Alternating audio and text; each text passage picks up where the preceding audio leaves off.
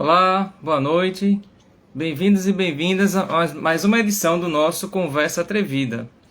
Hoje nós vamos bater um papo com Sara e Nina, que são duas artistas drag queens, que vai conversar conosco sobre essa performance. Então, a gente está aguardando elas chegarem para iniciarmos esse nosso bate-papo. É uma das formas de arte que tem muitas vezes incompreensões por muitas pessoas devido à própria estrutura da montagem. Então a gente aguarda elas chegarem para iniciarmos esse nosso bate-papo. Boa noite, Daiane. Boa noite, Antônio. Sejam bem-vindos. Vocês já tiveram experiência de assistir algum evento com alguma drag queen?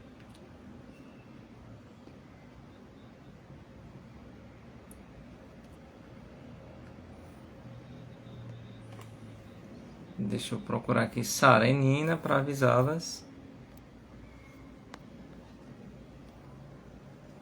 Boa noite, Daiane. A gente está aguardando eles chegarem. Enquanto isso, aqui vocês observam atrás, tem esse cartaz da campanha dos 100 anos, do centenário de Paulo Freire. A Daiane está dizendo que já viu um espetáculo, mas não ao vivo. Pois é, hoje a gente conversa com Sara e Nina, que é o Gabriel e o Alessandro, e eles dão vida a essas duas personagens. E eles dirão pra gente como é esse processo da Sara e da Nina. Deixa eu ver aqui.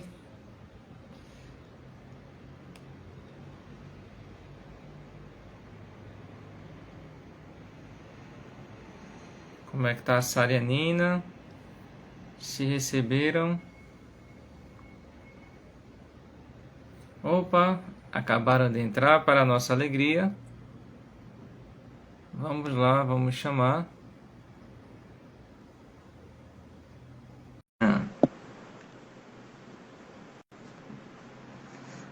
Desde já, obrigado a todos que estão conosco. Oh, maravilha! Boa Oi. noite! Oiê! Olha o que a gente Olá! fez. Ó, vê se funciona.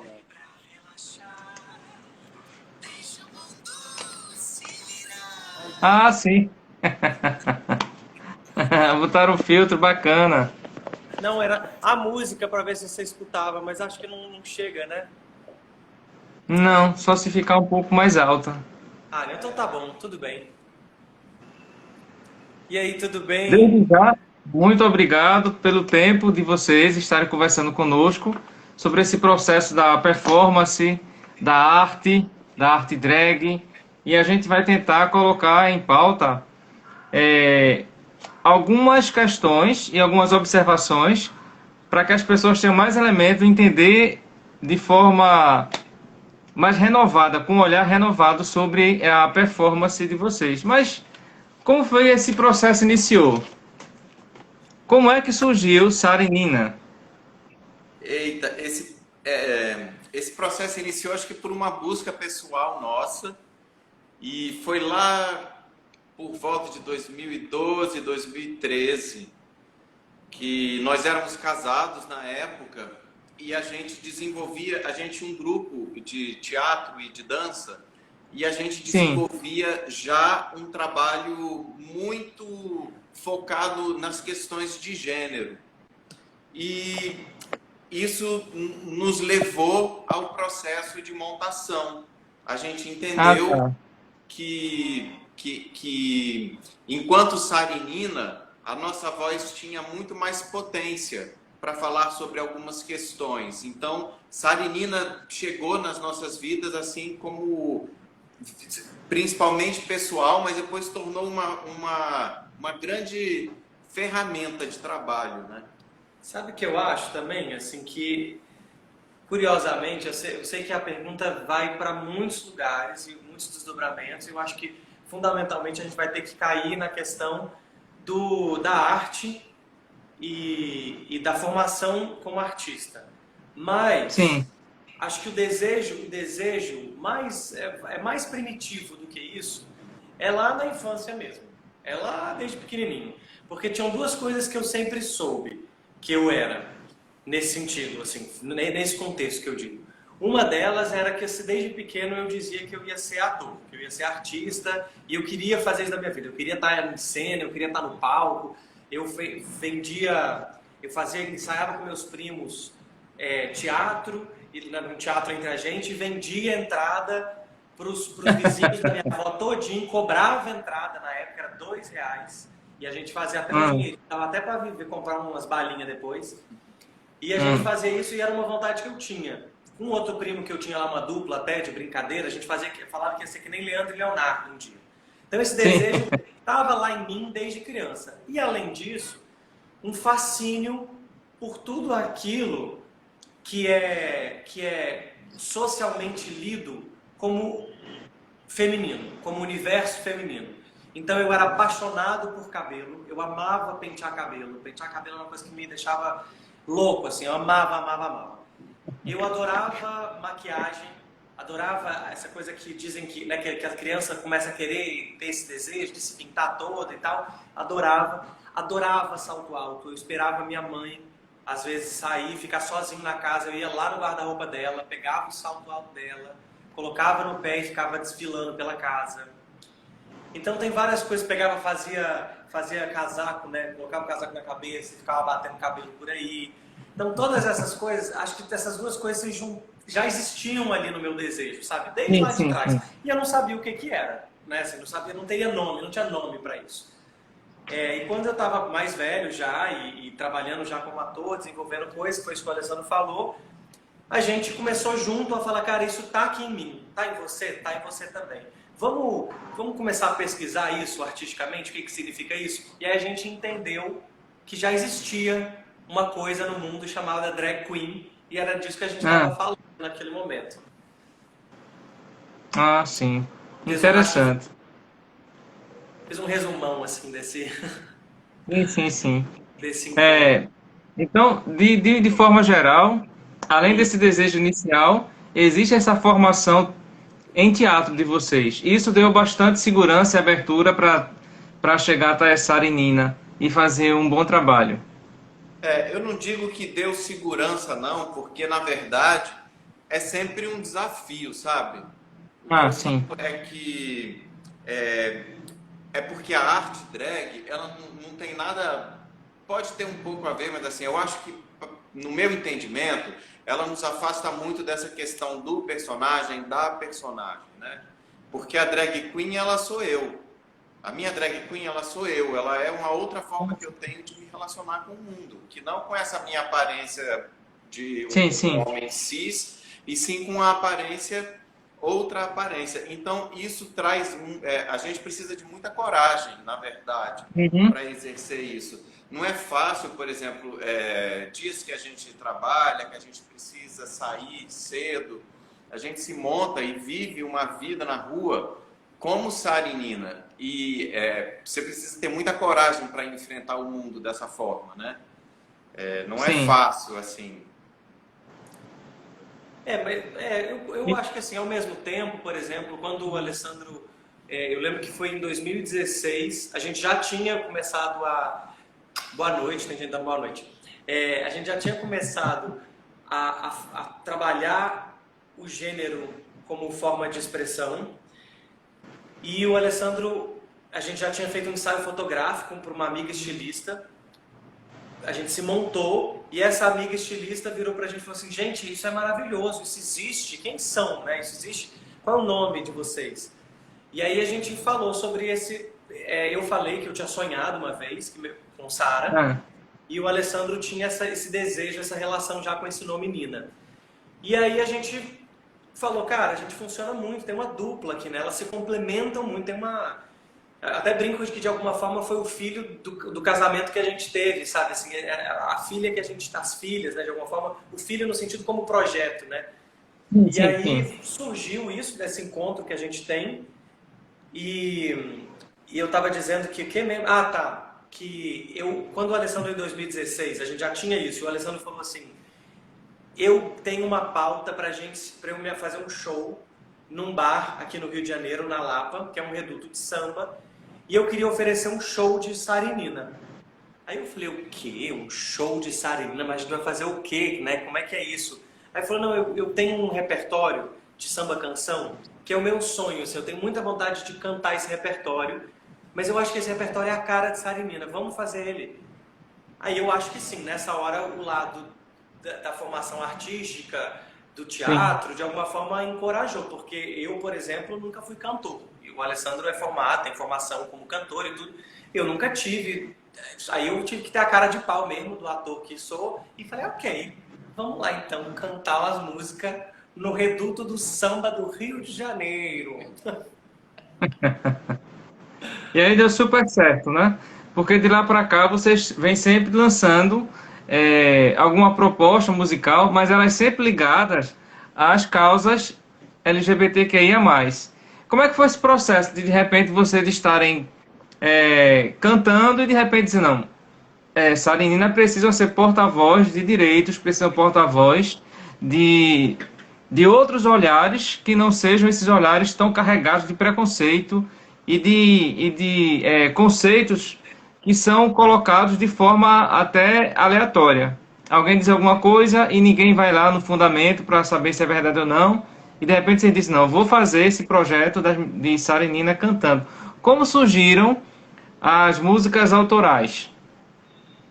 Eu ia perguntar também especialmente sobre a história da Mafalda, que a gente fala já sobre ela. Tá. Eu acho que você fez uma pergunta aí bem interessante. A gente vai voltar lá um pouco no nosso início, Sim. quando a gente resolveu cantar o samba canção, né?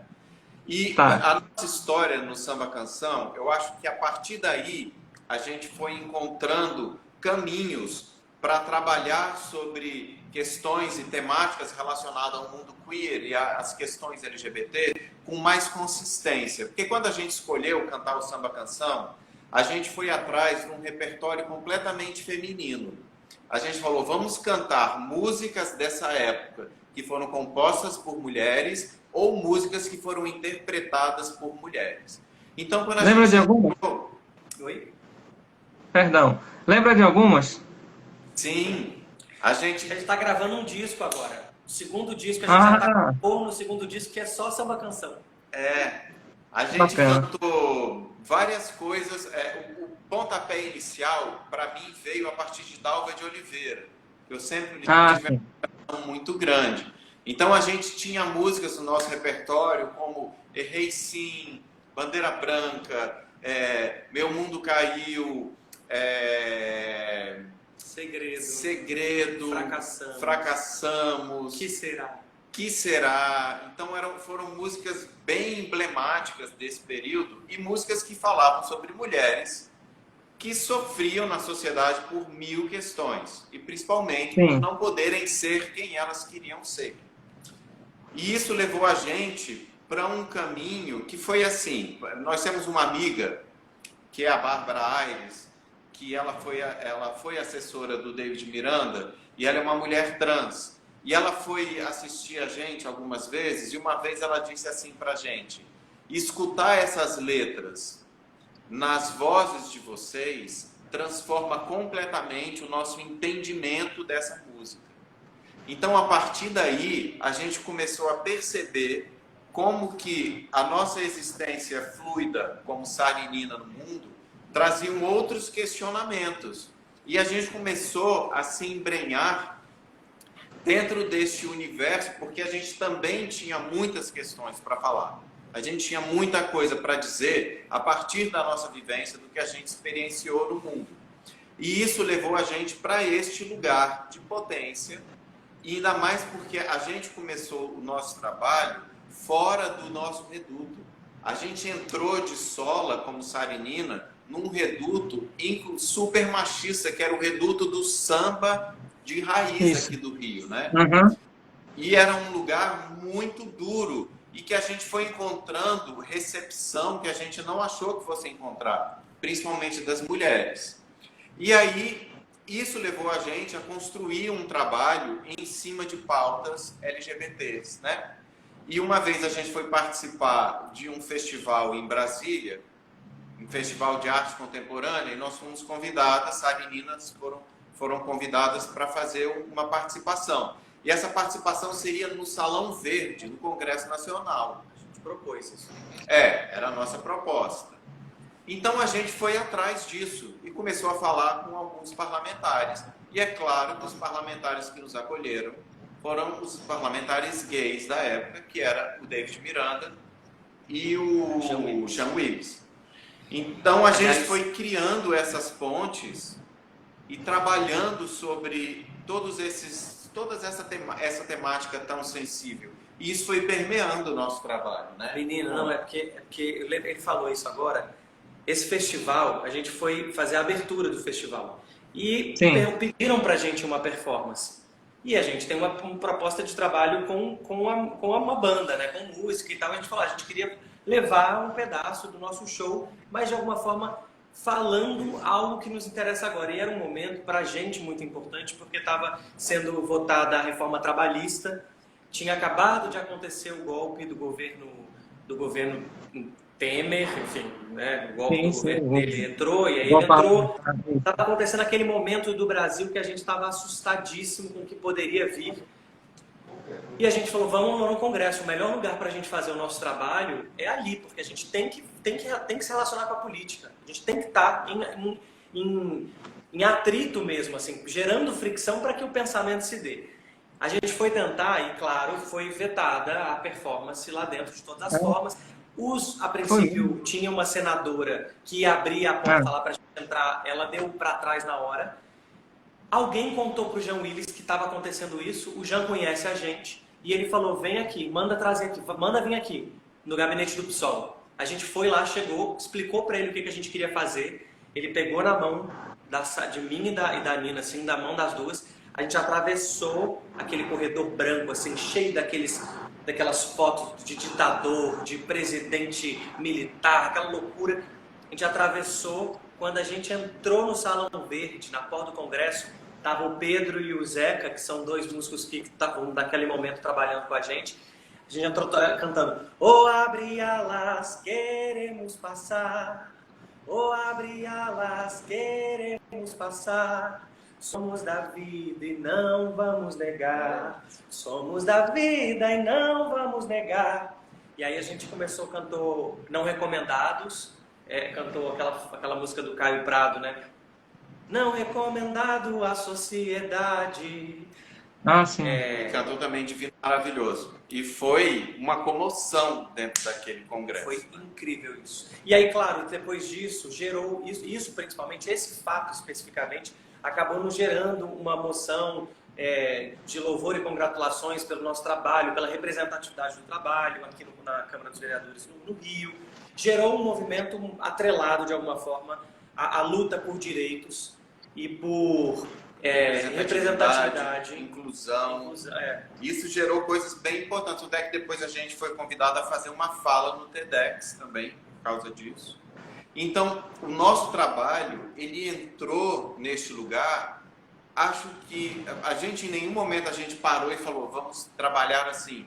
Porque as nossas questões eram tão potentes, que escapuliam da gente, que a gente terminou entrando nesse lugar. E sabe por quê? Principalmente, porque isso parte da gente, da nossa realidade. Você imagina, a nossa realidade foi crescer ouvindo, por exemplo, reprimindo emoções, porque as emoções são coisas frágeis, são coisas que estão muito relacionadas ao universo feminino. Então, engole esse choro. Tá chorando por quê? E aí, por causa do seu jeito também na escola, o coleguinha na rua chama de mulherzinha, de viadinho, e tudo isso está relacionado a algo que é negativo o tempo inteiro. Então você vai sofrendo uma retaliação por ser quem você é, e quando você percebe que ser quem se é a sua maior potência, eu acho que, né, quando vive Sarinina, a gente está falando disso, de ser quem se é, e através da nossa expressão artística. Então, não tem como não ser um trabalho que fala sobre inclusão, sobre representatividade, sobre direitos, sobre a necessidade, inclusive, de se lutar por isso tudo, né? E também porque aí, quando a gente foi começando o nosso trabalho, a gente começou a se aliar e ficar amigos de pessoas que também precisavam de alguém para dar voz ao que acontecia com elas, né? Então, assim, a gente fez muita... a gente trabalhou muito, por exemplo, sobre as questões das mulheres trans, das travestis, a gente trabalha até hoje, né? Mas teve uma época que a gente trabalhou muito isso, sabe? Uma época que a gente trabalhou com você beijaria uma travesti. Então essas coisas vinham, a gente trazia para o nosso show. Então no meio de um show a gente estava cantando uma música tipo Lama. Se eu quiser fumar eu fumo, se eu quiser beber eu bebo. E aí a gente colocava um arranjo de rock and roll no fundo. E no meio da música a gente fazia uma pausa e falava sobre as travestis assassinadas, que o Brasil é o país que mais mata pessoas trans. E a plateia ficava impactada, porque assim, não era uma plateia de pessoas exclusivamente LGBTs, era uma plateia muito variada. Então, ao final do show, vinham várias pessoas conversar com a gente e falavam: nossa, eu não sabia disso tudo, que importante vocês estarem falando isso. E isso pra gente sempre foi motivo de... sempre deu mais vontade de fazer, né? E aí a gente caiu exatamente na necessidade de fazer o nosso primeiro trabalho autoral. Movido por essas questões todas, a gente entendeu que na nossa vida a gente tinha vários questionamentos. E a gente entrou num questionamento muito forte, inclusive da nossa relação. Foi quando a gente finalizou o nosso casamento. E a gente tinha tanto material transbordou disso, porque juntou tanta coisa. Juntou o fim da nossa relação, a morte da Marielle, muita coisa foi acontecendo junto e foi uma explosão de coisas que a gente queria falar. A transição de governo. A transição de governo, a repressão na rua, amigas nossas que começaram a apanhar na rua. Isso foi gerando uma angústia tão grande na gente que saiu como música. E também temos uma coisa muito importante que é o... Tá tudo bem a conexão? Desculpa. Tá ouvindo A sua conexão bem? de vez em quando ela corta um pouco, mas a voz ela vem, o som tá saindo legal.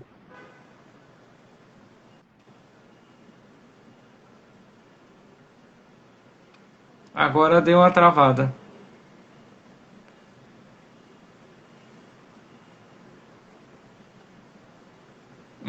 Estamos aguardando a reconexão de Tá Sara. muito o sinal.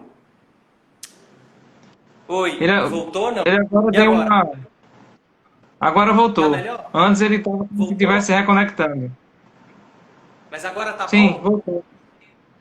Ah, que Tá. bom. É porque, menino, tá tendo uma ventania aqui no Gueiro hoje que oscilou muito, caiu coisa aqui, a internet ficou ruim, uma confusão. Certo.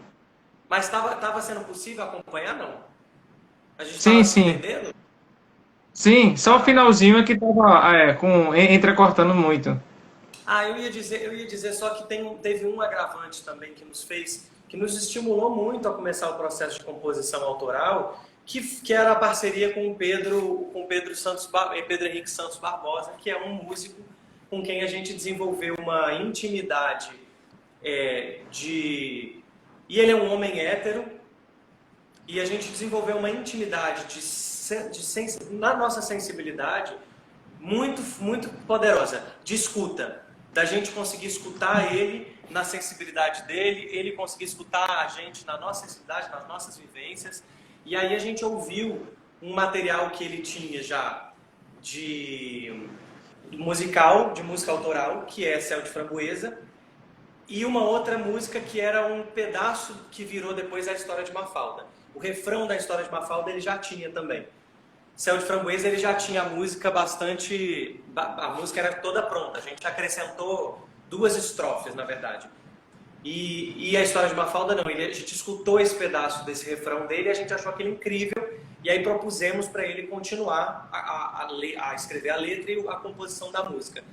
E aí eu acho que isso pra gente foi muito estimulante, né? Porque a gente foi descobrindo esse universo que é cantar as nossas vivências, as nossas experiências, as nossas histórias. E o tanto que isso é gostoso, o tanto que isso mudou também a cara dos nossos shows, né? A gente ainda não conseguiu aproveitar muito bem essa questão por causa da pandemia, mas o quanto que cantar as nossas músicas modifica muito a maneira com que as pessoas entendem o que a gente fala, sobre o que a gente está falando, um pouco da nossa alegria, um pouco do nosso lugar enquanto homens gays que são drag queens. A gente começou a deixar isso mais claro, porque anteriormente a gente passou por um processo que assim as pessoas começaram a confundir muito tudo, sabe? As pessoas, alguns achavam que Sarinina eram mulheres trans, que achavam que a Sarinina eram travestis, e aí as coisas começaram a ficar tão bagunçadas e pararam de perder os lugares que elas precisam estar para que nada falte respeito com nada, que foi importante até a gente fazer o nosso próprio repertório e modificar algumas coisas que a gente fazia para as pessoas entenderem que nós somos artistas e portamos vozes, mas nós somos artistas, né? Até onde chega o processo de inclusão, porque isso gera, quando a pessoa não tem esse entendimento, isso gera rupturas, né? E é o que a gente não queria, eram as rupturas. Sim. Hoje, como é que vocês definem essa relação do ativismo com o trabalho artístico de Sarinina? Do ativismo LGBTQIA+, eu digo. Eu acho que não tem muito como dividir, não, sabe? Assim, eu acho a Tudo única muito coisa junto. que me anda junto, porque o trabalho é sobre isso, sabe? O trabalho é sobre isso. E eu acho que, por exemplo, né, o que me importa, o que me interessa é que eu acredito num ativismo afetivo. O que eu quero dizer com isso? Que não sou contra, muito pelo contrário, eu acho que cada um grita como aprendeu a gritar, e eu acho que é isso aí, porque né, durante muito tempo não se conseguiu ou não se gritava e nem gritando escutava-se. Então eu acho que tem que gritar sim, e tem que existir o grito, só que eu estou entendendo que como desejo que tenho de acessar pessoas que não estão dispostas, que não estão abertas para ouvir o meu trabalho, para me conhecer, essas pessoas eu preciso tentar de outras formas. Eu estou tentando, é difícil, tá? Tem horas que eu fico exausto, exaurido, cansado, quero, assim, não dou conta. Mas aí eu tenho que renovar a esperança, renovar a força e pensar, mas são essas pessoas que com quem eu quero falar também.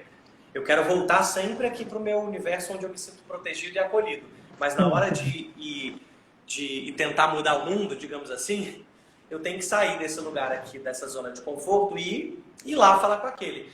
Eu vou te dizer que eu tenho ascendente Áries e eu costumo rapidamente virar a chave e começar a gritar também, a ficar agressivo. Mas tento, por isso, como eu tenho essa característica, eu tento sempre falar, não, Gabriel, vamos pelo viés do afeto. Por quê que eu digo isso? Porque aí, por exemplo, eu consigo ver as minhas avós assistindo o nosso show e entendendo do que a gente está falando.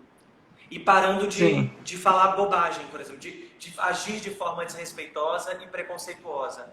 Elas começam a entender.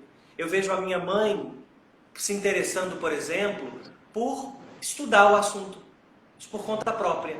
E não ficar falando bobagem esperando que eu a corrija o tempo inteiro, que já é uma revolução também.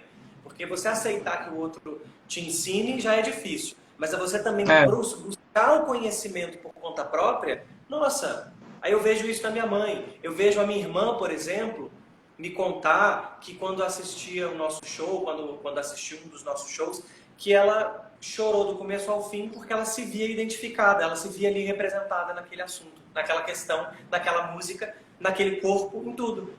E aí são pessoas, olha que coisa linda que é você poder estar falando com esse público, né? Claro que aqui eu só citei família, né? Mas família sempre está um pouquinho mais aberta. Mas isso é engraçado porque, assim, quando a gente fala que é difícil separar, a expressão artística do ativismo, no nosso caso, né, de uma posição Sim, política até, é difícil separar porque o simples fato de você se montar e ir para a rua já é ativismo, já é político, já é contraventor. uhum, Então, só da gente se montar, entrar num Uber ou pegar um transporte, ir até um restaurante, uma praça, um teatro, um mercado, uma padaria, o que seja, isso já é completamente político fazer esse movimento. Já causa questionamento em todo mundo que está ali perto, né? E a gente encontrou essa... no início, isso também veio mudando. É importante falar isso, sim, porque no sim. início da nossa carreira, nós éramos mais duras nas nossas questões. A gente era mais impositivas no que a gente falava. Hoje em dia, a gente tem um trato mais amoroso. Isso é verdade. A gente já vem por um trabalho diferenciado, que conquista mais as pessoas, Mas eu é acho. porque isso, você quer gritar, você viveu um monte de coisa que te machucou. Às vezes a primeira reação que você vai ter é essa, é de gritar, é de É querer devolver impor no também. mesmo tom. É devolver, exatamente, é. E Uhum. aí, assim, a gente vai aprendendo, né, gente? Isso é um processo. E quando a gente entendeu também que nós éramos muito ouvidas nos nossos shows, isso também trouxe para a gente Confiança. uma confiança e que tinha hora para tudo, a hora para ser ouvida, a hora para ser carinhosa, a hora para acolher e a hora para ser acolhida. Então, acho que o nosso trabalho durante os shows foi muito importante também para a gente.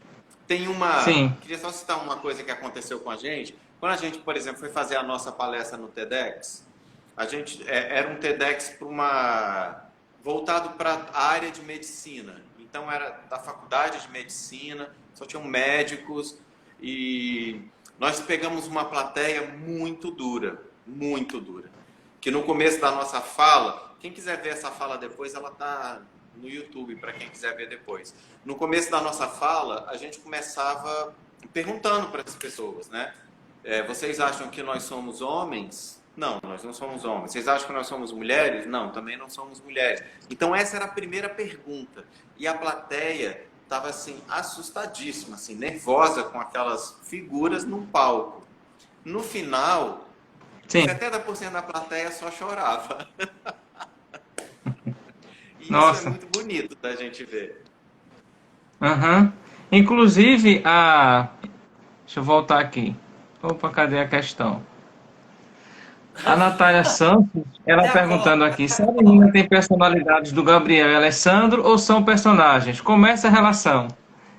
Então, essas perguntas, elas ainda vão acompanhar vocês por um bom tempo, né? Até as pessoas começarem a perceber esse processo de trabalho. Mas aí, como é que vocês responderiam para a Natália? Acho que até pensando aqui, né? Ah, Que você. Não, é porque você falou Natália é minha irmã, será? Eu fiquei pensando aqui. Minha irmã tá mandando esse tipo de é a Natália mensagem. Sanches aqui. É, Natália É minha irmã. Sanches. Oi, irmã! Tá vendo? Tá falando Olá, comigo. caríssima. Minha família E ela quer fica. saber agora. É bom saber mesmo. Mas você sabe, essa é uma questão que sempre vem pra gente. Qual é a questão mesmo? Peraí. Sim. Da personagem. Tá. Porque o que eu sempre defendo e o que eu sinto e que eu acho que nós dois sentimos e acho que a maioria dos artistas drag sentem é que a nossa drag, ela não é uma personagem, ela é uma outra forma que eu tenho de me relacionar com o mundo. Eu posso hoje estar aqui com essa minha cara, com essa roupa e com esse óculos. Amanhã eu posso estar de Sim. peruca, cílios, maquiagem, salto alto. É claro que eu interajo com o mundo de formas diferentes quando eu estou numa forma ou na outra, porque o mundo espera isso dessa forma, né? O mundo espera que uma figura masculina responda de uma forma e que uma figura feminina responda de outra forma. E quando a gente trabalha sobre estereótipos, que é o caso da drag, ela vem repleta de estereótipos. Só que ela sou eu, ela pensa, ela fala, ela tem vida própria, ela usa a cor que ela gosta de roupa, a cor que ela gosta de batom, ela tem os mesmos gostos, ela usa o que eu gosto e eu uso o que ela gosta, sabe? Não é uma personagem, é só uma outra forma que eu tenho de me relacionar com o mundo. Ah, É muito. bacana. Perdão. Não, não, pode perguntar. Eu acho que eu Diga concordo. lá, Eu meu acho querido. que Não, pode falar. não tem muito. É porque, assim, óbvio que tem Hum, muitas questões sociais que que tentam, né, delinear e delimitar a personalidade e o comportamento humano, a expressão humana. E quando eu, por exemplo, que sempre me sim, interessei por toda essa performance feminina, né, a performance feminina que eu digo tudo que é aquilo que performa a feminilidade. Quando sempre me interessei, sim. eu de alguma forma fui sempre limitado, sempre foi dizendo assim, não, isso não, não, mexe nisso não, toca nisso não, para. Quando eu começo a falar, peraí, mas eu quero, eu tenho vontade, deixa eu ver como é. Tem aí um lugar que até eu também me senti, eu tive que vencer estigmas que eu criei também, que eu aprendi, né? E aí eu começo a sentir confortável também ali naquele corpo e começo a perceber que aquele corpo é meu também, aquela forma de me expressar é minha e sou eu também. Eu também Uhum. posso, através daqui, né? Através daquela roupa, daquela vestimenta, daquele cabelo, daquela maquiagem, daquilo tudo que eu me sinto tão bem, tão bonita, eu também posso estar no mundo desse jeito. E sou eu, né? Assim, sou eu que eu digo, sou eu, é tudo que tem em mim também. Claro que tem algumas coisas que às vezes você pode olhar e perceber você vê uma diferençazinha. Do tipo, sei lá, você tem um cabelo. E um cabelo cria coisas em você. Você tem um cílio enorme, cílio cria coisas também. Ele implica coisas. Uma unha, a unha implica coisas também. É, Sapato. sapato te Gente, causa coisas. uma coisa que a gente entende sendo drag queen é como é difícil você sustentar estereótipos femininos na sociedade. Cara, Porque a unha grande atrapalha, o cílio atrapalha, o salto alto atrapalha. Então, o seu corpo se coloca no mundo de uma outra forma. Que o meu corpo aqui de pé no chão, de mão sem unha, o meu corpo aqui tem um outro jeito, um cabelinho curto. Agora, cabelo comprido faz calor pra caramba. Nossa senhora, você quer prender aquilo. A unha, você vai numa máquina tirar dinheiro com seu cartão e você não consegue, porque a unha não deixa. É isso. É uma outra forma de estar no mundo, né? Porque quando se coloca, eu acredito, mas quando se coloca um salto alto, a própria altura já vai dar determinadas dificuldades que você andar com o sapato baixo não tem. Então, vai implicar toda uma série de trejeitos, de comportamento, etc. Mas esse processo de ser artista drag queen, no próprio mundo artístico, eu lembro que sempre gerou muita polêmica. Ah, não, não são artistas. Ah, não, são. Então, como é que hoje em dia está se processando essa questão? Isso é a questão do passado? Ou ainda existem pessoas que ficam implicando, dizendo que é, é uma arte ainda de segunda classe? Não, não é. Você entende o que eu quero dizer? Porque eu lembro que houve uma briga tremenda, assim, a drag queen não. Existe a atriz, fulano de tal, a grande atriz, o grande ator, astros e estrelas, e existem esse pessoal aqui que trabalha travesti de mulher, são drag queens. Esse processo melhorou? Ou vocês ainda sentem de vez em quando alguém batendo nessa tecla? Eu acho que hoje em dia as pessoas compreendem melhor o universo da drag queen. E eu tenho que admitir que RuPaul foi uma pessoa que trouxe muito isso Sim, para a sim. comunidade com aquele programa dele, né? RuPaul's Drag Race. Só que é por isso que eu te falo, eu sinto que as pessoas, principalmente aqui no Brasil, têm um preconceito muito grande, não só com a arte drag, mas com qualquer arte que envolva transformismo, né? As Sim. pessoas ficam querendo colocar aquilo dentro de gavetas. especificar, Aham. dizer que é isso e aquilo é aquilo. E o que eu sinto hoje em dia é que principalmente as pessoas mais jovens entendem isso de uma outra maneira e recebem isso de uma outra forma. Eu acho que dentro da minha vivência de ator, de artista, eu passei por muito tempo enfrentando isso, de pessoas querendo me colocar em caixinha. Tipo, mas se você faz esse trabalho, você não pode fazer esse. Se você trabalha assim, você não pode ser assim. E eu acho que essas coisas ainda existem, ainda estão por aí, mas elas hoje em dia já são muito mais questionadas e modificadas e derrubadas, né? Eu percebo isso, que as pessoas compreendem, admiram, gostam, vão aos lugares ver, as pessoas consomem mais o trabalho drag. Por exemplo, a gente vê que hoje em dia Pablo Vittar e Glória Groove são super consumidas, duas drags bombadíssimas, né? As pessoas consomem esse trabalho. Ainda assim, ainda assim, eu acho que, claro, as coisas ganham espaço, a gente vive um processo de transformação constante, mas eu concordo com o RuPaul, por exemplo, quando ela diz, em algumas entrevistas ela disse isso, que a arte drag não é uma arte que vai ser mainstream, que vai ser arte a arte protagonista. É uma arte que, de alguma forma, a Pablo se tornou protagonista da própria história. Sim, Mas a Glória Groove e várias outras pessoas, só que é uma coisa, eu ainda acho, que não é uma coisa que existe, que ocupa um espaço de igualdade, entende? Assim, ainda vivemos sim, uma hierarquia. Existe uma hierarquia do homem branco, heterossexual, classe alta, né? Assim, digamos assim, de alta classe, né? Então, a gente tem a questão da classe, a questão racial, a questão de gênero e a questão de sexualidade, esses marcadores que dominam, né? Que tem um tipo específico que domina todo o resto. E aí vem aqueles que vão assim, não. A gente ainda está a gente tá lá no canto. E aí é uma revolução que precisa ser feita para que tudo possa, sabe? Para que possa expandir e possa, sim, a gente poder transitar de formas diferentes, de jeitos diferentes, falar um pouco mais sobre tudo. Mas ainda não é, não. Assim. E o que eu acho também é porque, assim, quando a gente fala no trabalho drag, a gente tem que ver também que é uma diversidade. Entre nós drags existe uma diversidade muito grande.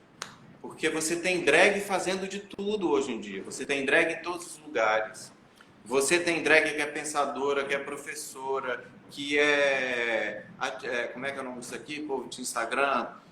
Que é cantora, que é atriz, drag que é modelo, drag... Então você tem drag em vários lugares. Você não tem mais somente o trabalho da drag que era feito na boate à noite, que era o lip sync. Existe e é maravilhoso, mas eu digo que a gente hoje em dia tem uma gama muito maior de lugares em que as pessoas sentem necessidade de trabalharem em drag, de trabalharem com essa questão drag para fora, né? Isso precisa, sem dúvida, ser celebrado. Com certeza, isso precisa ser celebrado. Mas eu acho que é só assim, a pontinha do iceberg ainda, sabe? Fico até pensando que sim. essa questão que a gente trouxe para essa live, por exemplo, em que a gente vem desmontada, fico até pensando sobre isso, por exemplo, porque a gente vive na nossa história, na nossa trajetória, alguns conflitos, né? Porque a gente tem um espaço para Sarinina que a gente conseguiu, mas a gente também não conseguiu furar uma bolha. Tem uma bolha para ser furada Hum. ainda. Tem, por exemplo, também a leitura de que Gabriel, né, o artista Gabriel, por fazer esse trabalho, talvez uma leitura da caixinha que ele falou. Então ele pertence àquela caixinha. E aí você tem essas questões todas que a gente está tentando também lidar com tudo isso e dizer, tá tudo bem, sabe? A gente não pertence a uma caixinha, a gente faz isso aqui representa a gente, e a gente também faz isso aqui e faz todo esse resto. isso faz parte de quem nós somos, sabe? Estamos descobrindo também um jeito, não tem uma fórmula, né? E às vezes eu acho que isso cria até mais atrito, porque antigamente era muito Sim. mais fácil você pegar um artista drag, um artista transformista e colocar ele na margem. Falar, não, esse cara só faz esse trabalho, essa mulher só faz esse trabalho, essa pessoa Isso. só faz esse trabalho. E hoje em dia você vê que as pessoas são muito mais plurais do que isso. Uma pessoa que trabalha em drag, trabalha também sem estar em drag, isso não modifica o trabalho dela. Ela continua trabalhando, seja em drag, seja não estando em drag, é um trabalho que ela faz. E isso é muito potente dentro dessa arte, né? É muito potente. É Aham. claro que o nosso trabalho em drag tem muito mais potência para vários outros lugares e outros momentos das nossas questões pessoais. E o nosso trabalho não em drag tem potências em outro lugar. Mas eles são gerados a partir de um mesmo ponto. E isso confunde um pouco as pessoas. É, eu gostaria de vocês que vocês conversassem um pouquinho sobre essa questão de gênero e obra de arte, essa relação, aproveitando também uma pergunta aqui da Márcia Correia Muniz. Ela disse o seguinte: ainda existe muita confusão entre entender o que é drag e o que é uma pessoa trans? Ai, peraí, deixa eu falar, hein, gente. Eu tenho uma família, vou te dizer, viu? Minha família é ó concurso, participativa, tá todo mundo junto. Minha Márcia Correia Muniz é minha tia. Já teve pergunta da minha irmã, aí, já teve pergunta, tá vendo? Isso que é bom também, né? Que eu acho que isso é acolhimento, isso é uma coisa que eu estava falando antes, sobre a gente trabalhar com Sim, afeto, a gente ir, né, super importante. ampliando a nossa rede. Acho que é importante porque a gente vai tendo apoio e suporte. Essa pergunta dela é o que a gente estava falando antes, né, sobre uma questão que nos importa, que é muito valiosa. A pessoa Sim, que é trans, quando a gente fala de, né, assim, a drag queen, ela muitas vezes, em geral, é muito mais comum trabalhar com o gênero faz parte da sua obra, da sua arte, da sua expressão artística. sim, sim. E o termo drag significa deslocamento. Então é isso, você está deslocando essa ideia de gênero de forma fluida. Se a gente for falar do gênero da drag queen, eu acho que é um gênero fluido, na verdade, seria muito mais próximo de um gênero fluido, mas a drag queen está pegando os estereótipos de gênero e brincando com eles, e transformando eles, e criando a partir deles. Uma mulher trans ou um homem trans são pessoas que no mundo se identificam com um gênero diferente daquele que lhe foi atribuído no nascimento. E geralmente a gente atribui um gênero no nascimento para uma pessoa a partir da sua genitália. Então a pessoa nasceu com uma genitália, né, com um pinto, então ela é designada no nascimento como homem. A pessoa nasceu com uma vagina, ela é designada no nascimento como mulher.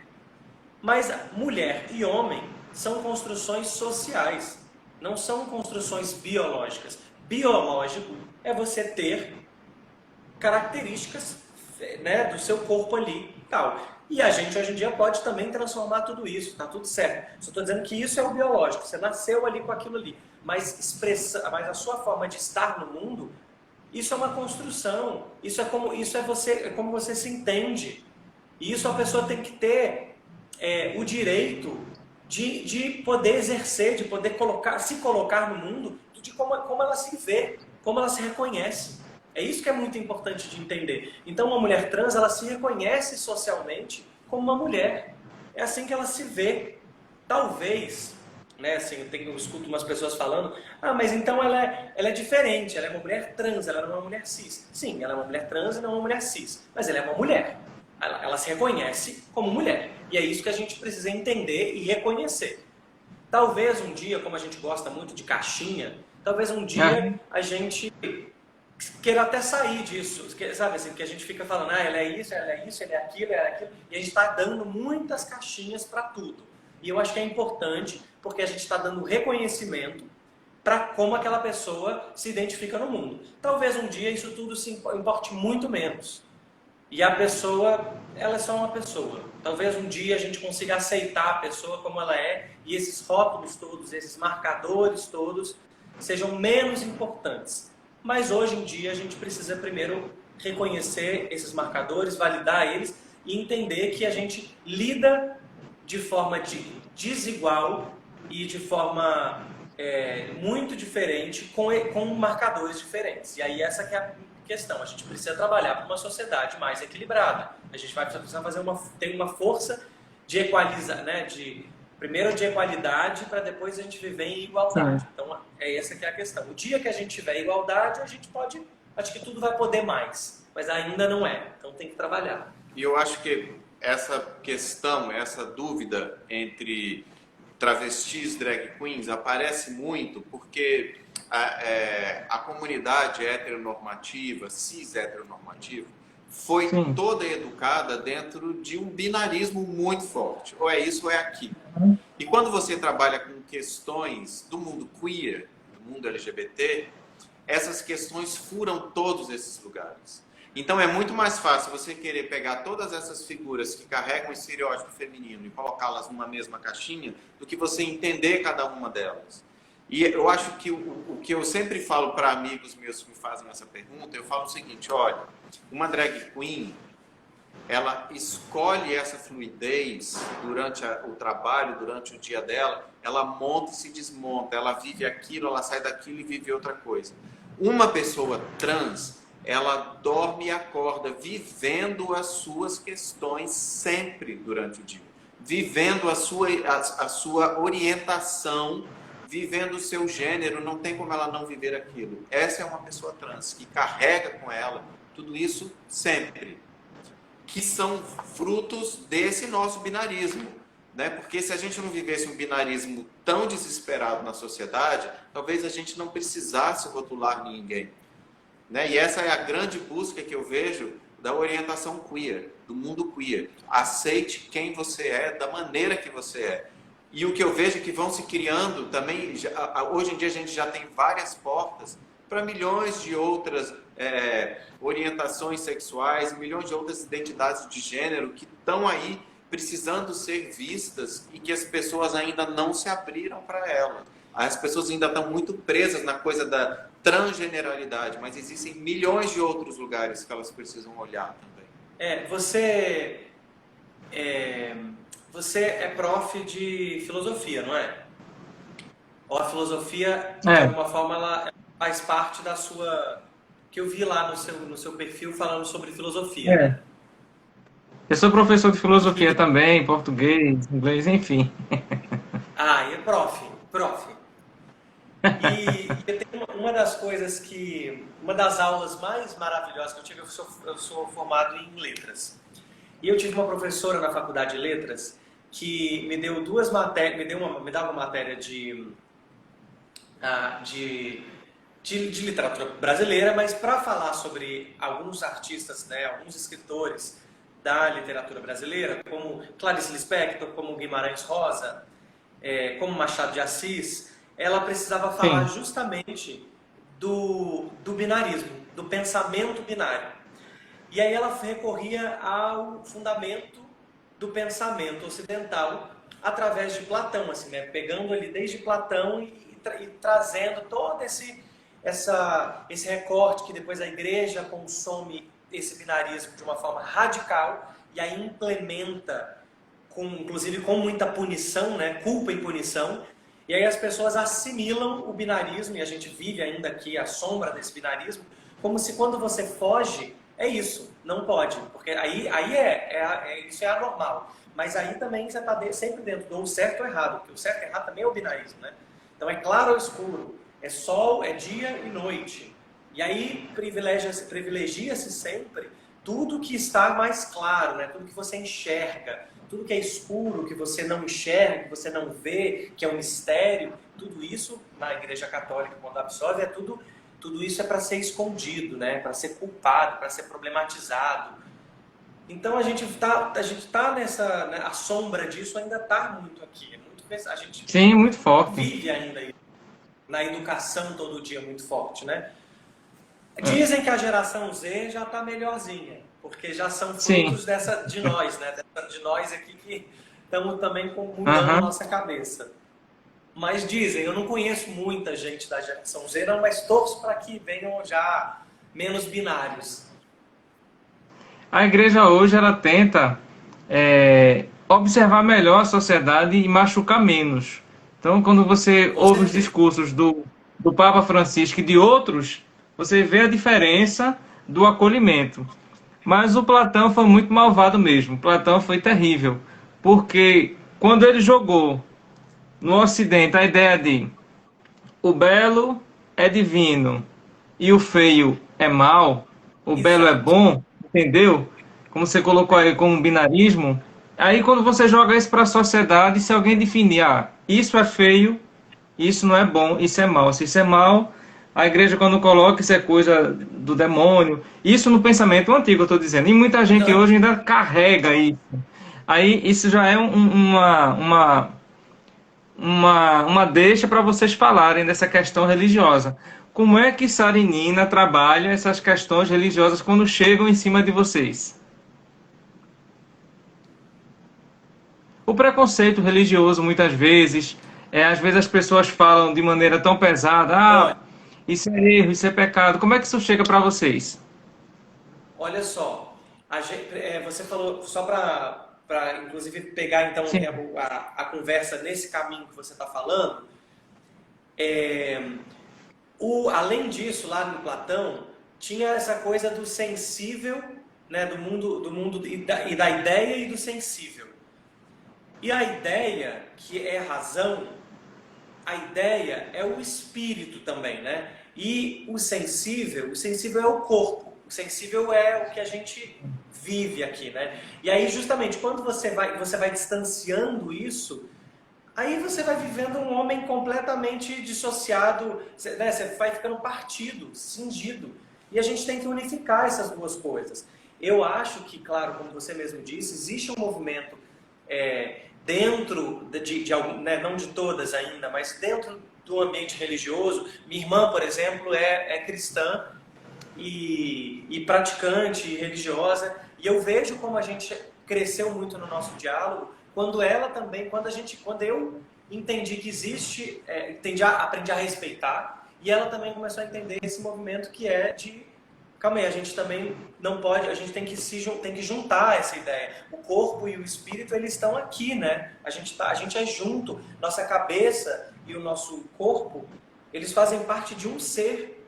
E a gente precisa viver isso, porque senão a gente está se maltratando muito o tempo inteiro.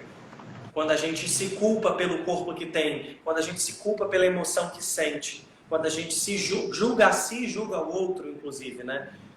Eu sou uma pessoa que tenho me reconectado cada vez mais, me aproximado cada vez mais da minha espiritualidade e da espiritualidade, porque justamente entendi que isso faz parte da minha vivência. Então precisa fazer parte da minha prática, né? Isso é muito doido, né? Porque quando a gente fala de religião, é tão individual, né? A busca da religiosidade, ela é muito individual. Eu fui criado dentro de uma família muito católica, eu fui criado dentro da igreja e eu tenho experiências bem difíceis com a igreja. A igreja católica não foi nada legal para mim. Eu tenho experiências muito duras com a igreja católica. Mas assim, eu tenho lugares de encontro na igreja, na religião católica, que sempre foram refúgios meus, né? Assim, eu sou completamente apaixonado por Nossa Senhora e tudo que se fala e tudo que se cria. Eu tenho um amor muito grande por essa mãe, né? Essa Maria, essa mãe de todos, assim. Então, assim, dentro de cada questão das religiões ocidentais, eu encontro lugares que eu me sinto acolhido, mas ao mesmo tempo eu tenho enorme dificuldade de lidar com essas questões, assim, de quando a pessoa já vem dizendo, isso que você faz é errado, isso é pecado, armada, não é sim. acolhido. E quando vem com toda essa questão ainda disfarçada de um amor que na realidade não existe. Aquela pessoa só quer que você deixe de ser quem você é. É claro que existe dentro desse mundo e dentro de todas essas questões individualidades. E é nelas que eu encontro refúgios. Assim, tem pessoas que têm a religião de uma forma muito mais amorosa e empática do que antipática, né?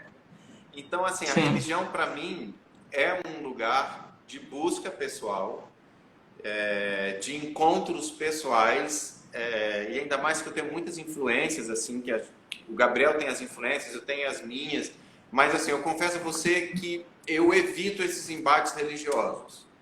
E quando a coisa vem muito ostensiva, é claro que eu vou e digo o que eu acho, mas assim, eu evito o embate religioso, porque é tão individual que às vezes você pode estar machucando alguém num embate sem saber e sem querer machucar. É claro que tem lugares em que você se protege, que você não vai, né? Que você não se deixa ir também, e que você desconfia de muita gente, mas é isso, a religião é um lugar dificultoso, eu acho. É porque também são duas coisas que a gente está falando aqui, você perguntou sobre religião, né? E eu acho que a religião é, digamos assim, a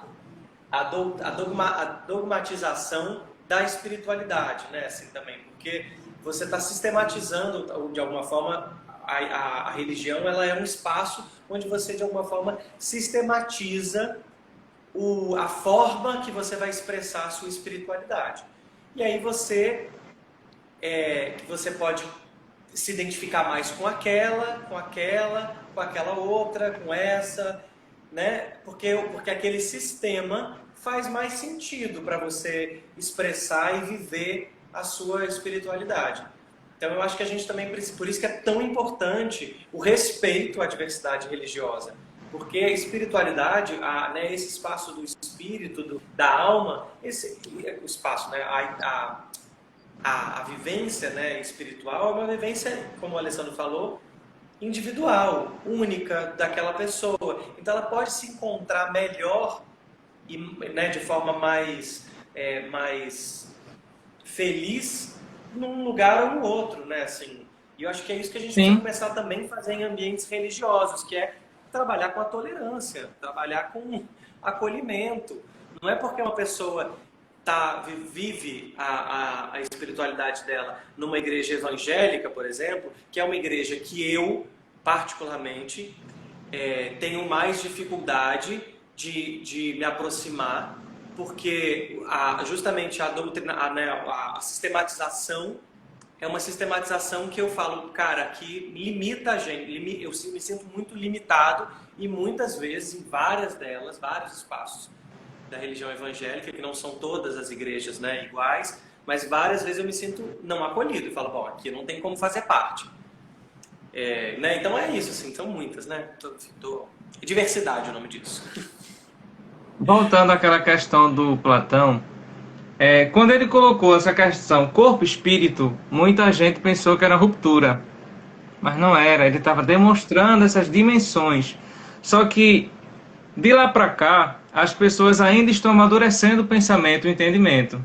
Então, quando você coloca determinados líderes religiosos, independente se você é budista, se você é espírita, se você é muçulmano, se você é católico, ele vai sempre carregar as questões do tempo dele, o entendimento do tempo dele. Mas se você olhar, por exemplo, a figura central, por exemplo, nas religiões cristãs, quem consegue observar a figura central do Cristo, vê que o comportamento dele com as pessoas era amor, compreensão. Sim. Não era julgamento. O julgamento estava nos hipócritas, que é outra história. Aquele que se diz santinho, se diz bonzinho, é outra história e cabe muita gente que a gente conhece aí nesse perfil. Mas se você observar o comportamento dele que funda, então o seu entendimento para a religião é outro. Você vai compreender que aquela pessoa está ali naquele lugar e às vezes machucando todo mundo.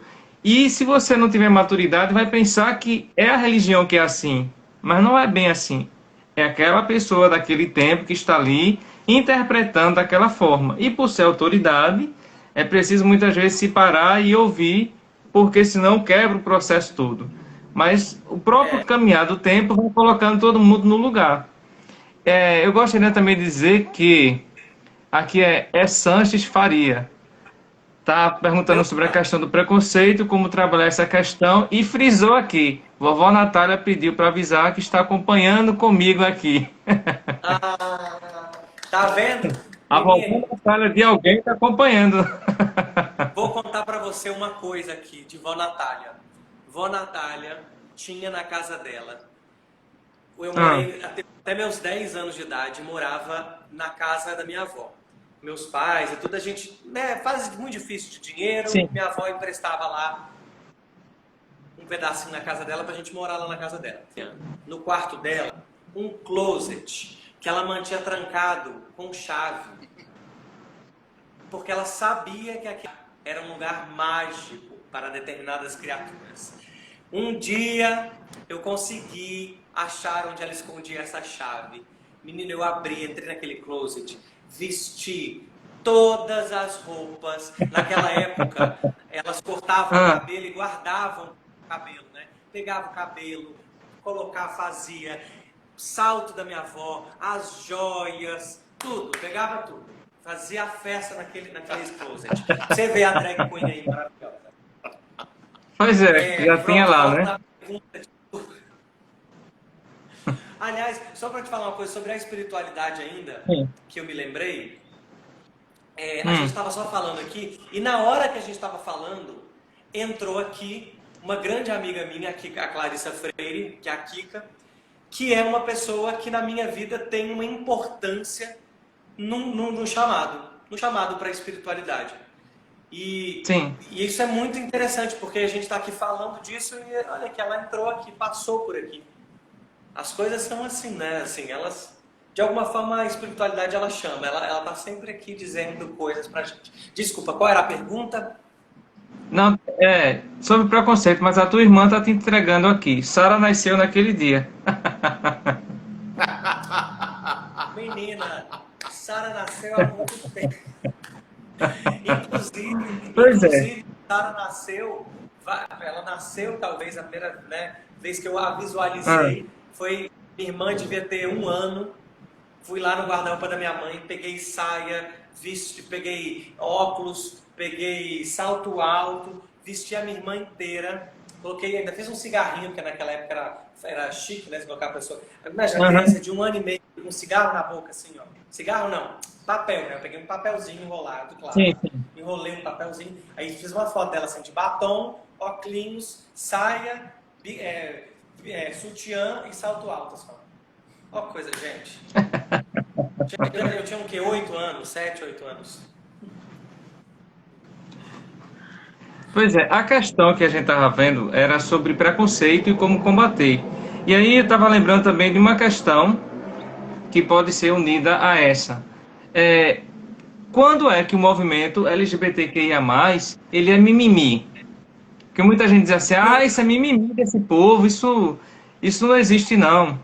Se é mulher, então se quer ser mulher, então tem que levar os problemas que a mulher tem na maior, sem estar fazendo escândalo, mostrando para todo mundo. Eu já ouvi muito isso quando é mulher trans, quando são artistas drag queens.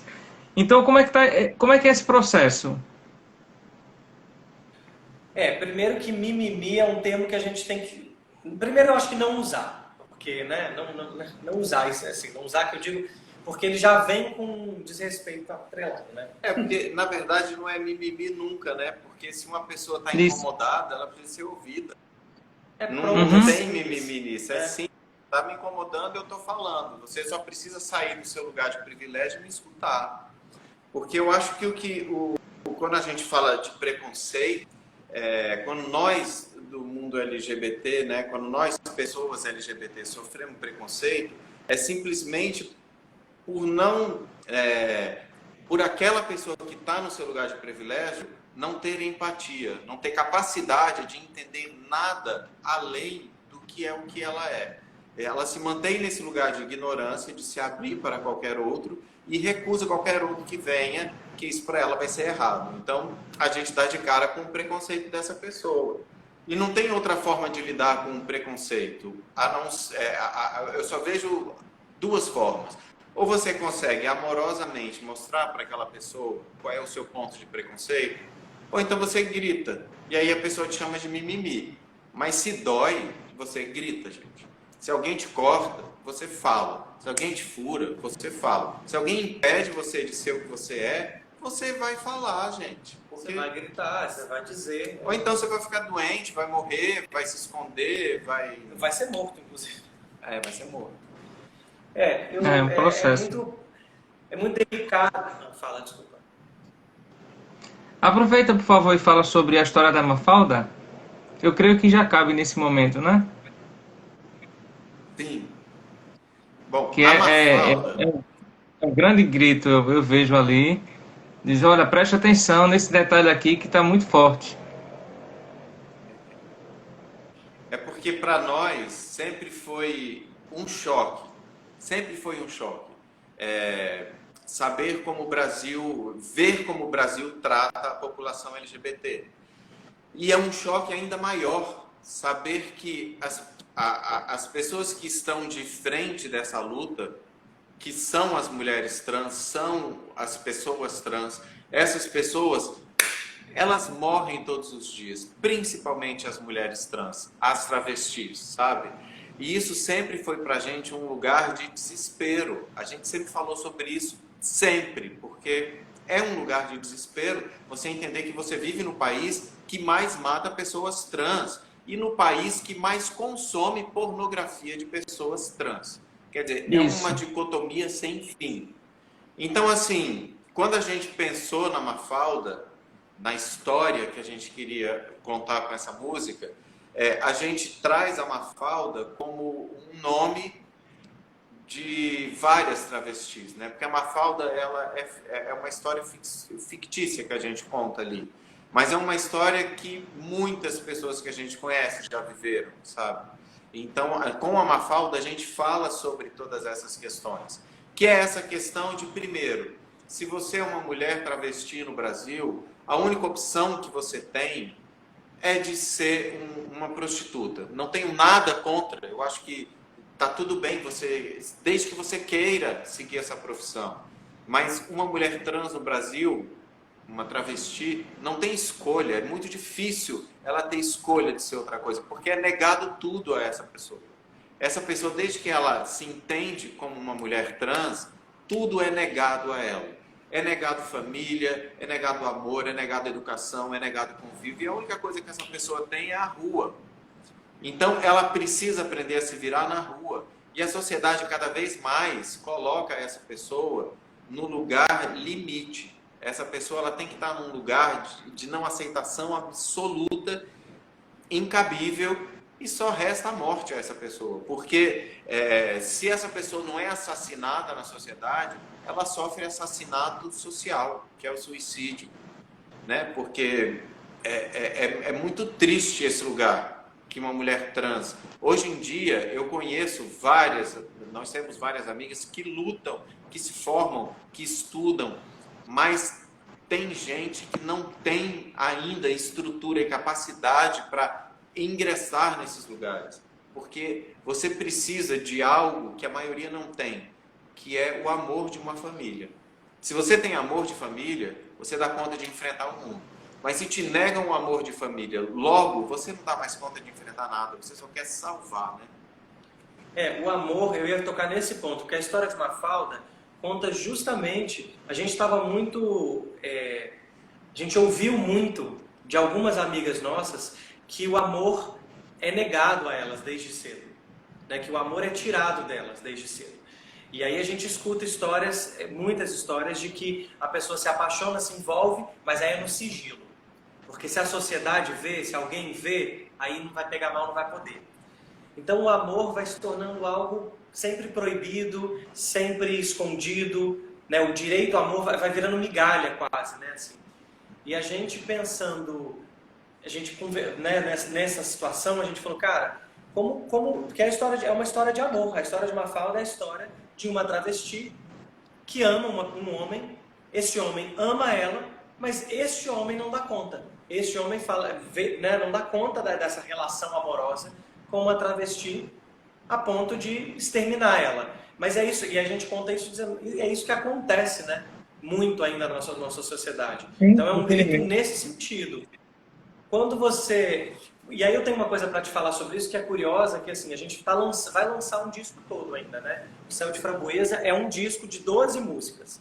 A gente lançou primeiro Céu de Framboesa e agora lançou depois a história de Mafalda. Céu de Framboesa, que é uma música que fala sobre o direito de ser quem se é, foi muito bem ouvida, todo mundo ouviu, todo mundo aplaudiu, todo mundo elogiou, uma coisa maravilhosa. A história de Mafalda, que fala sobre um amor mal resolvido, um amor problemático, um amor abusivo, trágico, e principalmente, se não é só isso, né, também fala sobre esse amor trágico num contexto de uma mulher travesti na sociedade, foi menos, assim, as pessoas tiveram um pouco menos de acolhimento, sabe? Porque muita gente falou assim, mas por que tem que falar disso? Porque, sabe, muita gente retornou, deu esse tipo de retorno pra gente. E aí você fala, exatamente por isso que tem que falar disso. Porque, olha aí, a pessoa tá, né? Incomodado, né? Então tem que falar, né? Exatamente. Infelizmente aqui em Recife, acho que você já deve ter acompanhado de Roberta. E Roberta queimaram a Roberta, ela no momento ficou com 40% do corpo queimado e depois tiveram que amputar o primeiro braço e quando foram amputar metade do outro, eu acredito que no momento de consciência dela, eu creio que ela não suportou, acho que foi um choque muito grande, de repente você está sadio em um momento e outro você está limitado fisicamente por causa da imbecilidade de outra pessoa, perdão pela palavra, mas não me cabe outra. Então eu acho isso muito duro. E uma realidade, quando vocês falam da história da Mafalda, de alguém que, por problemas consigo mesmo, de não aceitar esse amor que sente por uma pessoa trans, e aí ele acha que acabando com aquela pessoa, isso é uma das respostas da psicologia. De que, de repente, eu quero acabar com esse sentimento que eu sinto por alguém, então se eu acabo com esse alguém, o sentimento vai acabar. Só que não existe isso, né? O sentimento é algo que nasce da alma, do espírito, é seu. É algo que é seu. Você apenas manifesta em outra pessoa. Então, a letra da história da Mafalda é bastante forte e faz eco em muitas histórias, infelizmente, pelo país. É uma trajetória que, quando vocês falam que alguém falou que está incomodando, que por que falar desse assunto, é porque está tocando em um ponto de alguma coisa que ela sabe que está errado. Mas a gente vive numa sociedade muito hipócrita em querer assumir os seus sentimentos, os seus erros. Eu creio que é um grande benefício, uma grande sacada de alguém quando ela assume que está errada e precisa mudar. Nossa, isso talvez seja inclusive um caminho para melhora da saúde mental, da saúde física, da integridade das pessoas, seja começar a reconhecer que está tudo bem você errar, que você pode reconhecer o seu próprio erro e que você não vai quebrar, e o outro também não vai quebrar se ele errar. Se ele, né, para poder a gente aceitar e perdoar os erros dos outros, a gente precisa começar a reconhecer e validar as nossas emoções, que não são as emoções, entre aspas, positivas. Então a tristeza, por exemplo, né, é uma coisa que a gente, tá tudo bem você se sentir triste, sabe, isso faz parte da vida. Tá tudo bem você de vez em quando não ser produtivo. De vez em quando não, tá tudo bem você não ser produtivo, tá tudo bem. Tá tudo bem você dormir até mais tarde. Tá tudo bem você chorar. Né? Assim, a gente precisa começar a acolher essas emoções que existem em nós. Porque senão a gente está o tempo inteiro em tortura consigo mesmo. Porque, né? Exato. Que hiperpositividade é essa no mundo que existe, que parece, entra no Instagram hoje em dia e parece que é isso, né? Fala, meu Deus, como que eu vou ter dinheiro, este corpo, esta vida, esta casa, este marido? Eu vou, entendeu? Tipo, você fica, meu Deus, parece que é só isso que existe. E aí é isso. Essa limitação. Cria uma sociedade falha, porque são pessoas procurando a perfeição. Uma perfeição que não existe em ninguém. A gente é todo mundo imperfeito. Tá tudo bem ser imperfeito. Exatamente. Essa construção social do perfeito, do maravilhoso, isso é uma jogada de marketing, na verdade, para vender coisas. Porque você nunca vai ser perfeito.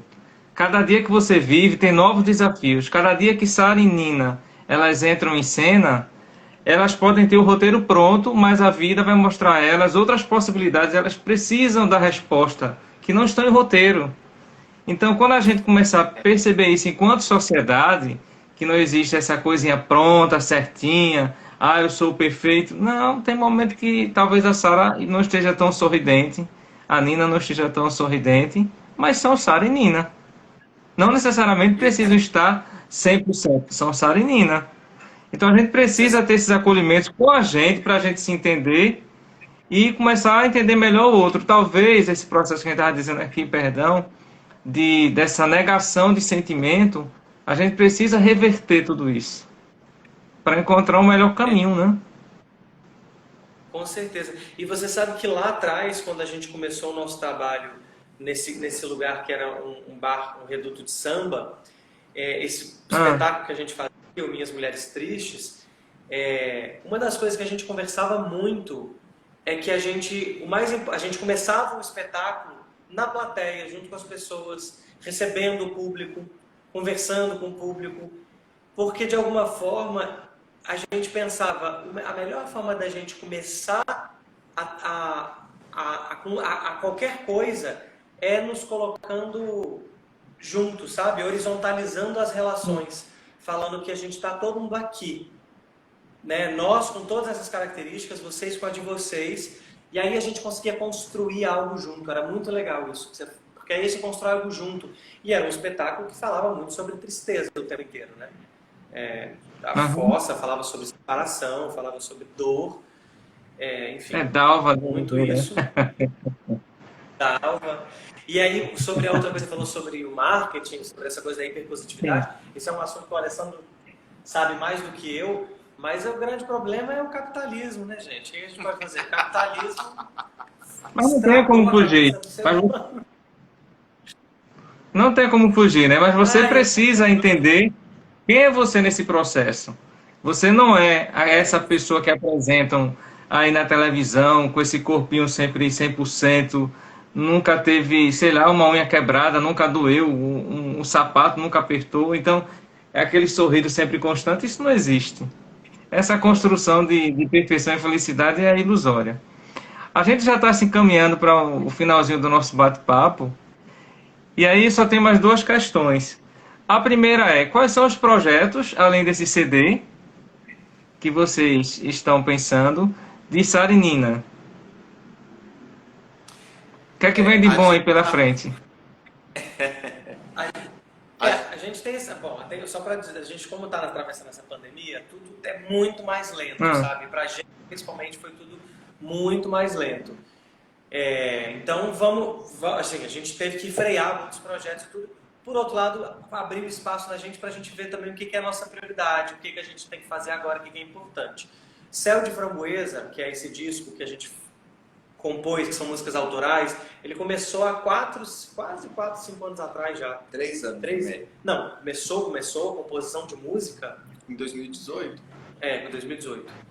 Verdade, olha aí.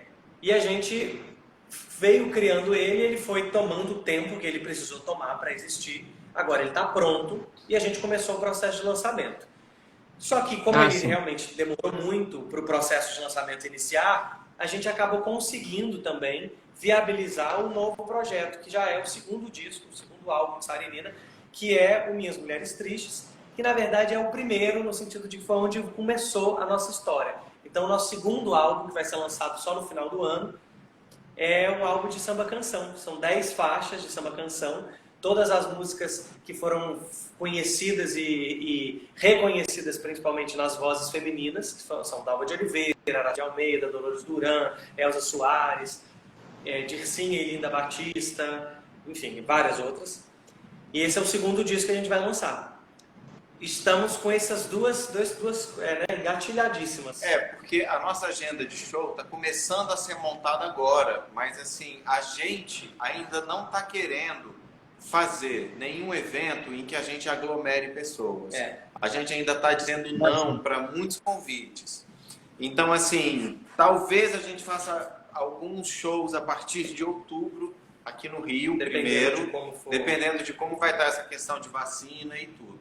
Mas assim, o que a gente Sim. está fazendo agora mesmo é lançando o Céu de Framboesa. Estamos no meio do processo de lançamento do Céu de Framboesa, que a gente foi interrompido pela pandemia, né? Era para ter sido lançado ano passado, mas a pandemia desarticulou muito a gente finalizar o disco, mas a gente conseguiu agora e estamos no meio do processo, que a gente já lançou 2 singles e agora a gente vai lançar o terceiro. E no lançamento do terceiro a gente lança o disco inteiro, todas as faixas que ainda não foram lançadas. E dentro dessa confusão toda, como Sara Gabriel falou aqui do lado, a gente já finalizou as gravações de Minhas Mulheres Tristes e agora o disco está indo para fazer mixagem, masterização. Agora esse disco tem uma particularidade, que ele foi feito para virar LP. Então a gente vai lançar esse vinil de samba canção, que na realidade são releituras de samba canção. A gente traz uma pegada meio jazz, meio rock, meio anos 70 para essas músicas. Elas estão até falar é ruim, né? Mas assim, eu acho que elas estão maravilhosas. E a gente vai lançar em vinil e também nas plataformas digitais. E depois disso, a gente tem que fazer show de Céu de Framboesa e show de Minhas Mulheres Tristes. E tem um outro show aí também que a gente está recebendo muito convite para fazer, porque quando a gente parou de fazer show, a gente ia começar a fazer um show novo, que se chama Como Latir Nesse Mundo Cão, que é um show que a gente resgata coisas da nossa adolescência, infância, da juventude, músicas desse lugar, com histórias e tudo. E a gente está aí com perspectiva de retornar com esse show também. Então, por enquanto, a nossa agenda está flutuando um pouco, mas daqui a pouco ela vai estar certinha. E a gente está fazendo, agora a gente está na TV, né? Os boys aqui estão fazendo novela, né? Vocês estão em que novela? Em Pega Pega, que voltou agora. Que é uma reprise. Que é uma reprise. E a gente está fazendo a nova novela das 7, que se chama Quanto Mais Vida Melhor, que estreia depois de Pega Pega em novembro. Em Pega Pega, a Sara faz a Rúbia e eu faço a Ruge. Pois é, sucesso absoluto para Sara e Nina, e que aconteça tudo de bom para Gabriel e Alessandro. E agradeço desde já muitíssimo o tempo e a partilha de vocês. Eu espero que a conversa tenha sido boa e que as pessoas consigam entender que muitas vezes eu não falei todos os comentários que estão aqui, porque quando entra uma pessoa, aí o comentário sobe e vai sumindo. Mas eu fiquei atento a todo mundo e fiz o máximo possível de colocar as questões que vocês colocaram para eles responderem. Eu só peço nesse finalzinho mesmo de tempo, se vocês quiserem coroar com uma mensagem para a gente refletir. Não é a mensagem final. Espero que tenhamos brevemente, num futuro próximo, outros bate-papos. Mas, que mensagem vocês coroariam esse nosso bate-papo? Eu acho que uma mensagem que a gente tem reforçado muito ultimamente é essa mensagem do seja o que for você. Porque eu acho que seja o que for você é uma mensagem que ela pode modificar o mundo. Porque você se assumir no mundo como você é e aceitar que como você é, o mundo também te aceita, isso é primoroso para uma modificação social. Aceitar, principalmente porque a gente falou de tanta coisa, né? A gente falou sobre gênero, sobre identidade, sobre sexualidade, sobre hiperpositividade, sobre tristeza, sobre dor. Então, assim, a gente começar a aceitar que nós somos, aceitar como somos e aceitar o outro como ele é, eu acho que isso é um passo para a revolução da humanidade, sabe? Assim, aceitar as próprias dores, as próprias dificuldades, as próprias questões, se reconhecer, né? Tem uma menina que eu assisti recentemente, conheci, chama Nightbird, e ela fala uma frase que eu acho maravilhosa na música dela, dizendo: tá tudo bem, tá tudo bem. Se você se sente perdido, tá tudo bem, porque todo mundo tá um pouco perdido também. No sentido de tá tudo bem, sabe? Se dê o direito de se encontrar, porque você não vai ter, a gente não precisa ter certeza de nada. A gente pode dar o benefício da dúvida para que todo mundo possa ser quem é. Né? Assim, deixa a pessoa então se manifestar, deixa a pessoa dizer quem ela é. Enfim.